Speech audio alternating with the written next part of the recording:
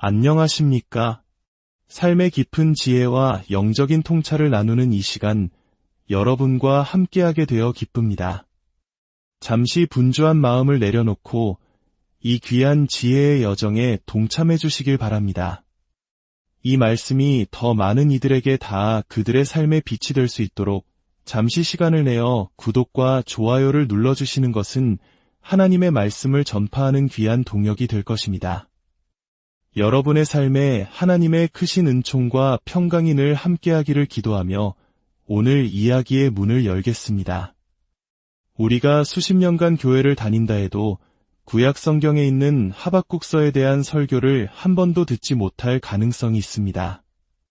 하박국서는 고작 3장으로 이루어진 짧은 책입니다. 하지만 우리는 앞으로 몇 주에 걸쳐 이 작은 책을 깊이 들여다보려 합니다. 그 이유는 이 책이 오늘날 우리가 살아가는 시대에 놀라울 정도로 깊은 울림과 통찰을 주기 때문입니다. 사실 우리는 하박국이라는 선지자 개인에 대해서는 거의 아는 바가 없습니다. 심지어 그의 이름을 어떻게 발음해야 하는지조차 명확하지 않습니다. 하박국이라는 이름 자체가 고대 아카드어에서 빌려온 외래어이기 때문이죠. 그래서 어떤 사람은 하박국이라고 하고 또 다른 사람은 하박국이라고 부릅니다. 중요한 것은 이름의 발음이 아니라 그가 남긴 메시지의 무게일 것입니다. 이제 이 짧은 책이 왜 지금 우리에게 그토록 중요한지 그 이유를 함께 살펴보겠습니다. 하박국서 한 장을 4가지 관점으로 나누어 따라가 보겠습니다. 첫째, 하박국이 무엇을 보았는가? 둘째, 그는 무엇을 했는가? 셋째, 그는 하나님으로부터 무엇을 들었는가? 그리고 마지막으로 그 모든 것은 무엇을 의미했는가? 첫 번째, 하박국이 본 것입니다. 하박국서 한 장 3절을 보면 그는 이렇게 절규합니다. 어찌하여 내게 죄악을 보게 하시며 패역을 눈으로 보게 하시나이까? 여기서 죄악이라고 번역된 단어는 단순히 부정을 넘어 악, 슬픔, 비탄과 같은 더 넓은 의미를 포함합니다. 즉, 하박국은 지금 하나님, 어찌하여 저를 이토록 악이 만연한 세상에 두셔서 눈을 뜨면 보이는 것이 온통 고통과 슬픔뿐이게 하십니까? 라고 부르짖고 있는 것입니다. 전도서 9장에는 이런 구절이 있습니다. 물고기들이 재난의 그물에 걸리고 새들이 올무에 걸림같이 인생들도 재앙의 날이 그들에게 호련히 임하면 거기에 걸리느니라. 하박국이 살던 시대가 바로 그러했습니다. 하박국 직전에 유다를 다스렸던 선한 왕 요시야는 백성들에게 잠시나마 희망을 주었습니다. 나라가 다시 좋아질 수 있다는 기대를 품게 했죠. 하지만 그의 아들들은 끔찍한 왕들이었고 사회 내부에는 도덕적 타락과 불의가 만연했습니다. 4절에서 하박국이 율법이 해이하고 정의가 전혀 시행되지 못하오니 라고 한탄한 이유가 바로 이것입니다. 하나님의 법이 마비된 것입니다. 밖으로는 군사적 위협이 도사리고 있었죠. 그야말로 악한 시대가 도래한 것입니다. 하박국이 본 것은 단지 악한 시대 그 자체가 아니었습니다. 더 끔찍한 것은 이 모든 상황 속에서 하나님께서 아무것도 하지 않으시는 것처럼 보였다는 사실입니다. 그는 2절부터 4절까지 계속해서 외칩니다. 주여, 왜 듣지 않으십니까? 왜 아무것도 하지 않으십니까? 어찌하여 이 모든 것을 용납하십니까? 왜 우리를 버리셨나이까?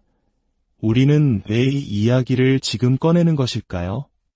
우리의 삶에도 좋은 시절과 악한 시절이 있기 때문입니다. 좋은 시절이란 기본적으로 모든 것이 점점 나아질 것이라고 믿는 때입니다. 한두 해 힘들 수는 있어도 10년, 20년 후에는 지금보다 더 나은 삶을 살게 될 것이고 우리 자녀들의 삶은 우리보다 더 좋을 것이라 기대하는 시기입니다.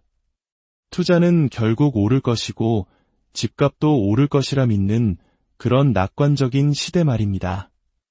하지만 역사를 돌이켜보면 인류는 끔찍한 악한 시절들을 겪어왔습니다.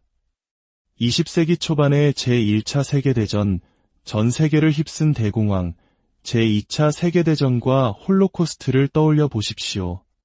1940년대 말 유럽에서는 매년 겨울 수많은 사람들이 굶어 죽었습니다.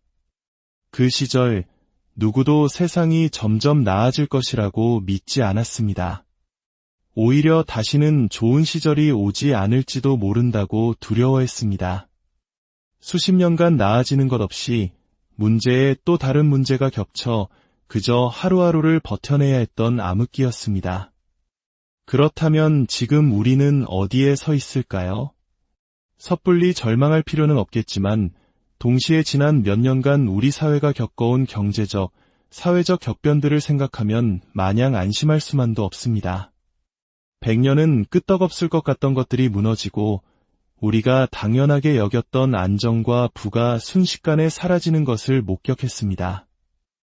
이런 상황에서 곧 좋은 시절이 다시 올 거야라고 막연하게 생각하는 것은 어리석은 일일 수 있습니다. 역사는 끊임없이 우리에게 좋은 시절이 당연한 것이 아님을 가르쳐줍니다. 어쩌면 우리도 악한 시절의 문턱에 들어서고 있는지도 모릅니다. 여러분은 준비가 되셨습니까? 1950년대 런던의 목회자였던 마틴 로이드 존스 목사님은 당시 절망에 빠진 영국과 유럽 사람들에게 하박국서를 설교했습니다. 사람들은 왜 이런 일이 일어나는가? 왜 이토록 악한 시대가 계속되는가?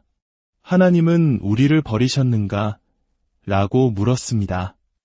그때 로이드 존스 목사님은 이렇게 말했습니다. 만약 당신이 하박국서를 제대로 이해했다면 일어난 일에 놀라지 않았을 것입니다. 오히려 준비되어 있었을 것입니다. 하박국이 본 것은 바로 이것이었습니다. 악이 창궐하는 시대, 그리고 그 속에서 침묵하시는 듯한 하나님. 두 번째, 그는 무엇을 했는가? 하박국이 이 절망적인 상황에 어떻게 반응했는지를 이해하는 것은 매우 중요합니다. 그는 두 가지 상반된 모습을 동시에 보여줍니다. 한편으로 그는 대담하고 정직했습니다. 3절에서 어찌하여 악을 용납하십니까? 라고 묻는 것은 하나님께 정면으로 도전하는 매우 대담한 질문입니다. 하지만 12절에 이르면 그는 더욱 놀라운 말을 합니다. 우리말 번역으로는 그 강렬함이 잘 드러나지 않지만 주여 주는 만세 전부터 계시지 아니하시니까 라는 구절은 히브리어 원문으로 보면 단순히 정보를 묻는 질문이 아니라 상대방을 강하게 압박하며 따지는 듯한 어조를 담고 있습니다. 마치 이렇게 말하는 것과 같습니다. 저는 당신이 영원하고 무한하며 전능하신 하나님이라고 생각했습니다. 그런데 지금 하시는 일을 보니 전혀 그렇지 않군요. 이것은 하나님을 향한 극도의 고뇌와 분노의 표현입니다. 그가 왜 이토록 격앙되었을까요? 2절에서 4절까지 하박국은 자기 민족 내부의 불의와 타락을 보며 왜 악을 방치하십니까? 라고 부르짖었습니다. 그러자 5절에서 11절까지 하나님께서 응답하십니다. 그런데 그 응답은 충격적이었습니다. 내가 세상에서 가장 잔인하고 무자비한 민족인 바벨로니아 사람들을 일으켜 온 땅을 휩쓸게 하고 너희 나라를 짓밟아 정복하게 할 것이다. 이 말을 들은 하박국은 기가 막혔을 것입니다. 그게 대답입니까? 제가 불의와 폭력이 가득하다고 불평했더니 더 큰 불의와 폭력을 보내시겠다는 게 당신의 해결책입니까? 도대체 제정신이십니까? 그가 당신은 지혜롭고 영원한 분인 줄 알았습니다. 라고 외친 것은 바로 이런 맥락에서 나온 절규였습니다. 그는 이성을 잃을 지경이었습니다. 감정적으로, 지성적으로 자신의 모든 것을 걸고 하나님과 씨름하고 있었던 것입니다. 이것이 그의 첫 번째 모습입니다. 그렇다면 다른 한편의 모습은 무엇이었을까요? 그는 하나님께 격렬하게 항의하고 의심하며 질문을 던졌지만 단 한순간도 하나님을 떠나거나 순종을 멈추거나 기도를 멈추는 것을 선택지에 두지 않았습니다. 그는 블로그에 글을 쓰거나 사람들과 불평을 나눈 것이 아니라 기도를 통해 하나님께 나아갔습니다. 12절에서 그토록 격한 말을 쏟아낸 직후에도 그는 나의 거룩하신 이여 라고 하나님을 부릅니다. 그는 신실하게 씨름하고 있었던 것입니다. 오늘날 우리는 하나님을 이렇게 대하는 사람을 거의 찾아보기 힘듭니다. 한쪽에는 전통적인 종교인들이 있습니다. 그들은 감히 하나님께 질문하지 마라, 의심하지 마라고 말합니다. 하나님을 달래야 하는 무서운 왕처럼 여기며 그저 정해진 대로 말하고 행동해야 벌을 받지 않는다고 생각합니다. 이들에게 하박국의 모습은 불경하기 짝이 없을 것입니다. 다른 한쪽에는 현대인들이 있습니다. 우리는 자신의 이성과 판단력에 대한 엄청난 확신을 가지고 있습니다. 그래서 이렇게 말합니다. 하나님이 이 모든 악과 고통을 허락하시는 것을 내 이성으로는 도저히 이해할 수 없어. 그러므로 나는 그런 신을 믿지 않겠어. 하박국은 이 둘 중 어디에도 속하지 않았습니다. 그는 전통적인 종교인들보다 훨씬 더 정직했습니다. 머리를 조아리며 두려워하는 대신 지성과 감정을 다해 솔직하게 하나님께 부딪혔습니다. 하지만 동시에 그는 하나님을 떠난다는 생각은 추호도 하지 않았습니다. 그가 나의 거룩하신 이여라고 부르짖었을 때 그 마음은 아마 이러했을 것입니다. 만약 당신이 거룩하지 않다고 생각했다면 제가 이토록 괴로워하지도 않았을 겁니다. 하지만 당신이 거룩하시다는 것을 저는 압니다. 만약 제가 당신을 떠나서 살 수 있다고 믿었다면 이렇게까지 붙들고 씨름하지도 않았을 겁니다. 하지만 당신 없이는 단 하루도 제 삶을 감당할 수 없다는 것을 압니다. 제가 어디로 가겠습니까? 영원한 생명의 말씀이 당신께 있는데 말입니다. 이것이 바로 조건 없는 신실한 씨름입니다. 그리고 이런 태도를 가능하게 하는 것은 오직 복음의 은혜뿐입니다. 시편이나 욥기, 예레미야서에도 하박국처럼 하나님께 분노하고 절망하며 부르짖는 인물들이 등장합니다. 성경은 왜 이런 불편한 기도들을 가감없이 기록하고 있을까요? 신학자 데렉 키드너는 이렇게 말합니다. 성경에 이런 기도가 존재한다는 사실 자체가 우리를 이해하시는 하나님의 증거이다. 하나님은 우리가 절망의 끝에서 어떤 말을 내뱉는지 알고 계신다. 하나님은 왜 하박국을 벌하지 않으셨을까요? 왜 그의 기도를 성경에 기록하여 수천 년 후에 우리까지 읽게 하셨을까요? 하나님은 그들이 완벽해서 혹은 감정 조절을 잘해서 그들의 하나님으로 남아 계신 것이 아닙니다. 오직 그들을 향한 하나님의 은혜와 조건 없는 언약적 사랑 때문입니다.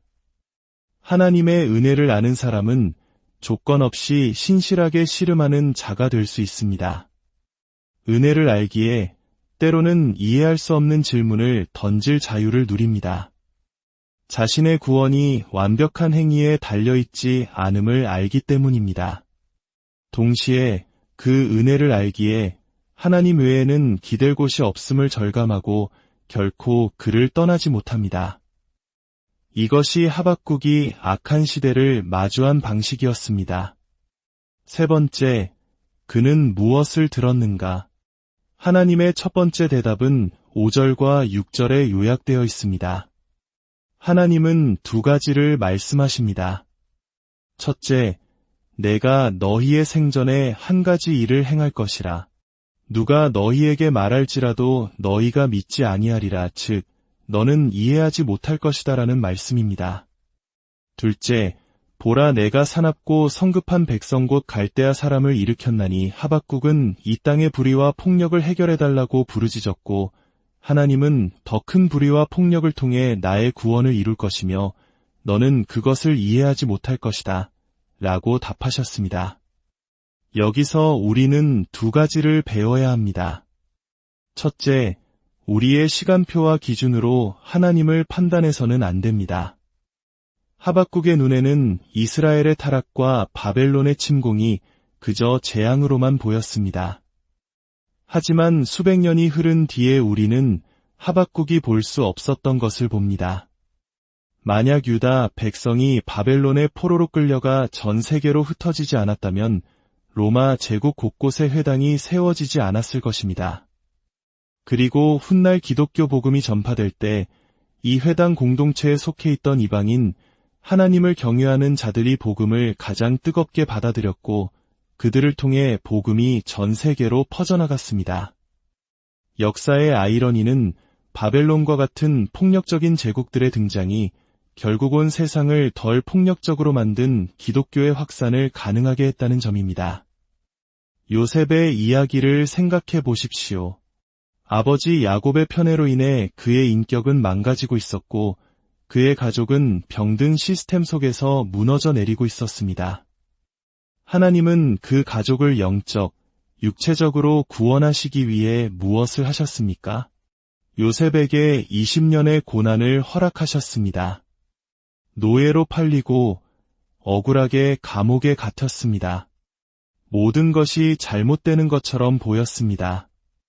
하지만 수십 년이 지난 후 돌이켜보면 그 잘못된 것처럼 보였던 모든 사건 하나하나가 가족을 구원하기 위한 하나님의 계획 속에 있었음을 알게 됩니다. 그런데 우리는 지금 당장 이해할 수 없어요. 지금 당장 설명해 주세요 라고 떼를 씁니다. 하나님께서 5절에서 하박국에게 내가 말해줘도 너는 믿지 못할 것이다 라고 하신 것은 마치 5살짜리 아이에게 부모가 말하는 것과 같습니다. 아이는 왜 몸에 나쁜 사탕을 못 먹게 하는지, 애쓴 약을 먹여야 하는지 이해하지 못하고 옵니다. 부모가 영양학의 기초를 설명해준들 아이가 알아들을 수 있을까요? 부모는 그저 아빠를 믿어야 해라고 말할 뿐입니다. 우리와 하나님 사이의 지적 격차는 부모와 아이 사이보다 무한히 더 큽니다. 그런데도 우리는 하나님의 모든 일이 우리 머리로 이해되어야 한다고 고집합니다. 그것이야말로 얼마나 어리석은 생각입니까? 네 번째, 그렇다면 이 모든 것은 무엇을 의미하는가? 내가 너희의 날에 한 가지 일을 행하리니 너희가 도무지 믿지 못할 일이다. 내가 심판 속에서 구원을, 불의 속에서 정의를, 폭력과 압제 속에서 구속을 이룰 것이다. 이 말씀의 궁극적인 의미는 무엇일까요? 수백 년 후 사도 바울은 사도행전 13장에서 복음을 전하며 하박국의 이 구절을 인용합니다. 그는 예수님의 죽음과 부활을 이야기한 뒤 이렇게 말합니다. 보라, 멸시하는 사람들아, 너희는 놀라고 멸망하라. 내가 너희 때를 당하여 한 일을 행할 것이니 사람이 너희에게 일러줄지라도 도무지 믿지 못할 일이라 하였느니라.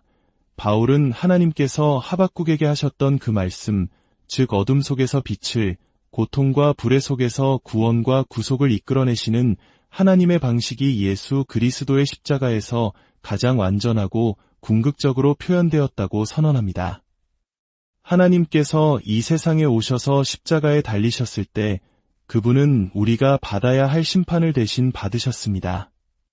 그는 힘이 아닌 약함으로 오셨고 승리가 아닌 패배의 모습으로 오셨습니다. 불의한 재판을 받으시고 고문당하고 고통 속에서 죽으셨습니다. 왜 그렇게 하셨을까요? 하박국은 거룩하신 하나님이 어떻게 불의를 참으시며 불의를 통해 구원을 이루실 수 있습니까? 라고 물었습니다. 하나님은 십자가를 통해 그 질문에 최종적으로 답하십니다. 하나님은 거룩하시기에 우리의 죄를 그냥 용서하실 수 없었습니다. 죄의 대가는 반드시 치러져야 했습니다. 그래서 하나님은 친히 그 심판을 십자가 위에서 감당하셨습니다. 우리의 형벌을 대신 받으신 것입니다. 그러므로 십자가는 심판을 통해 구원을, 어둠을 통해 빛을, 고통과 악을 통해 구속을 이루시는 하나님의 능력의 정점입니다. 십자가 앞에 서 있던 사람들은 이 끔찍한 죽음에서 무슨 선한 것이 나올 수 있단 말인가 라고 비웃었지만 바로 그곳에서 인류를 위한 가장 위대한 선이 이루어졌습니다. 이제 우리는 우리의 삶과 우리가 마주한 악한 시절을 십자가의 빛 아래에서 바라보아야 합니다. 하나님이 도대체 무엇을 하고 계신지 모르겠다고 말할 때 십자가를 기억하십시오. 사실 겟세마네 동산에서 아버지여, 할 수만 있다면 이 잔을 내게서 옮기시옵소서 라고 기도하셨던 예수님이야말로 궁극의 하박국이셨습니다. 그는 하나님의 뜻과 격렬하게 씨름하셨지만 결국 그러나 나의 원대로 마시옵고 아버지의 원대로 하옵소서라며 순종하셨습니다. 이것이 바로 당신과 나를 위한 조건 없는 신실한 씨름이었습니다. 그리고 십자가 위에서 예수님은 나의 하나님, 나의 하나님, 어찌하여 나를 버리셨나이까 라고 외치셨습니다. 그 순간만큼은 정말로 하나님께서 그를 버리셨습니다. 우리의 죄값을 치르시기 위함이었습니다. 예수 그리스도께서 십자가 위에서 진짜 버림받으셨기 때문에 이제 우리가 악한 시절 속에서 버림받았다고 느낄 때 그것은 단지 느낌일 뿐 실제가 아닙니다. 그분이 우리의 버림받음을 대신 가져가셨기에 하나님은 결코 우리를 떠나지 않으십니다.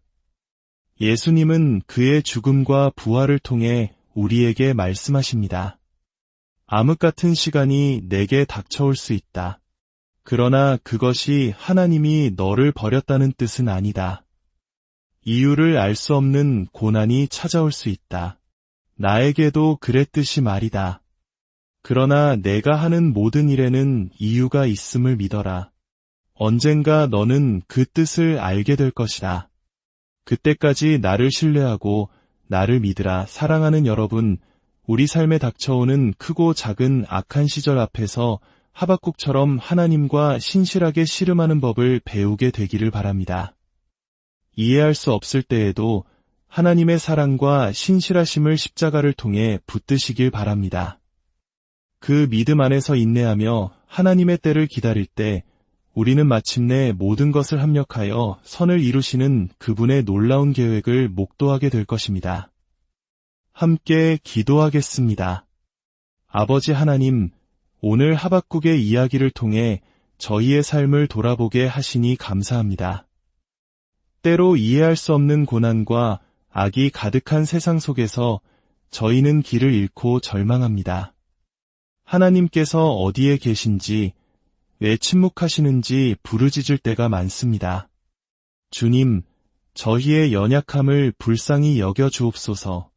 하박국처럼 정직하게 저희의 마음을 토로하면서도 결코 주님을 떠나지 않는 신실한 믿음을 허락하여 주옵소서. 예수 그리스도께서 십자가에서 저희를 위해 완전한 버림받음을 당하셨기에 저희가 결코 버려지지 않을 것임을 굳게 믿게 하옵소서. 지금 각자의 자리에서 힘겨운 시간을 보내고 있는 모든 이들에게 하늘의 위로와 평강을 부어주시고 모든 상황 속에서 일하고 계시는 주님을 신뢰하며 끝까지 인내하게 하옵소서. 예수 그리스도의 이름으로 기도합니다. 아멘. 오늘의 이야기가 여러분의 마음에 깊은 울림을 주었다면 이 영상을 소중한 이들과 나누어 주십시오. 하나님의 위로와 지혜가 더 널리 퍼져나가도록 함께 기도하는 마음으로 동참해 주시길 바랍니다. 여러분의 삶에 늘